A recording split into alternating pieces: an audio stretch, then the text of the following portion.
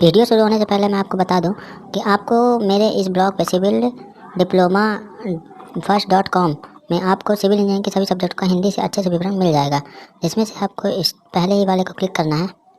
आप देख सकते हैं इसमें हिंदी से स्टील डिजाइनिंग के बारे में अच्छे से समझाया गया है, जिसमें टाइप ऑफ रिवेट अच्छे से समझाया गया है। आप उम्मीद है ये ब्लॉग आपको अच्छा लगेगा, तो इसको आप सब्सक्राइब कर लीजिएगा। तो चलिए शुरू करते हैं।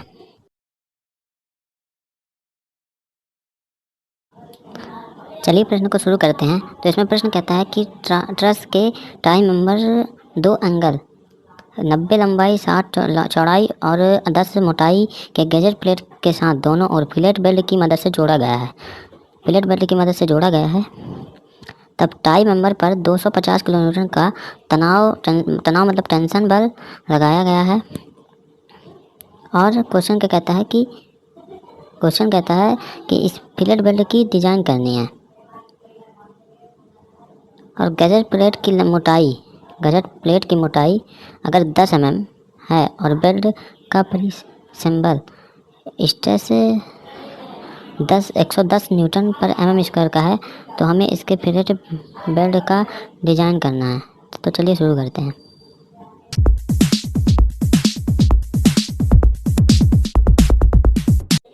तो चलिए सवाल को शुरू करते हैं। तो हम यहाँ पर देखते हैं कि 10 mm मोटी प्लेट के लिए न्यूनतम बेल्ट की साइज अगर हम 3 लेते हैं, तो अधिकतम साइज पता करने के लिए हमें कर्व पर ज्ञात करना होता है। कर्व पर ज्ञात करने के अगर कुल उसकी लंबाई 10 है, अगर 3 से 2 का भाग देने पर 1.5 आता है, तो अगर 10 में अगर हम 1.5 को घटाते हैं तो हमें बेल्ट की वर्गाकार साइज पता चल जाती है।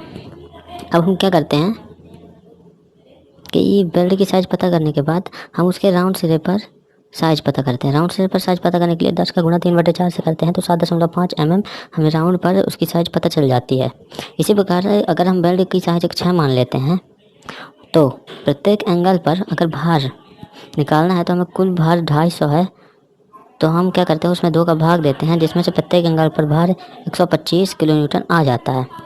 इसके लिए हमें और क्या निकालना होता है कि अगर बेल्ट की लंबाई अगर हम L मानते हैं, तो अगर बेल्ट की समर्थता निकालनी है तो हमें कंठ की मोटाई गुणे लंबाई गुणे अनुमत प्रतिबल पता होना चाहिए। तो कंठ की मोटाई निकालने के लिए हम क्या करते हैं 0.7 का गुणा अगर 6 से करते हैं तो हमें कंठ की मोटाई पता चल जाती है। लंबाई हमने L मान ही दिया है और 110 न्यूटन का अगर बल है, तो इसमें अगर 1000 का गुणा करते हैं तो हमें किलो न्यूटन प्रमाण प्राप्त होता है।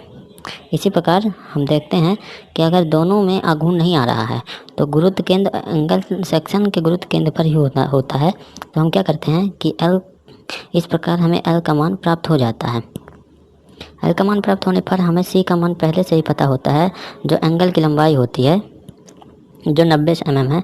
तो हम जानते हैं कि A + B + C अगर L है, तो अगर C का मान पता है तो हम क्या करते हैं A और प्लस B पता करने के लिए L में C का मान घटा देते हैं, तो हमें A + B का मान पता चल जाता है, जो 181 mm आता है। अब A और प्लस B का मान हमें पता है, तो हम क्या करेंगे कि निचली सतह के सापेक्ष अगर आघूर्ण देखना है, तो हम क्या करते हैं इसमें फोर्स की लंबाई के साथ गुणा करते हैं, जो आपने पढ़ा था। उसी प्रकार A का मान हमें प्राप्त हो जाता है और B का मान A + B अगर 181 है और A का मान अगर हमें 91.3 पता है, तो B का मान भी हमें निकाल लेते हैं, जितना 89.7 mm आता है। तो ये वीडियो आपको अच्छा लगे तो लाइक कीजिए, सब्सक्राइब कीजिए। धन्यवाद।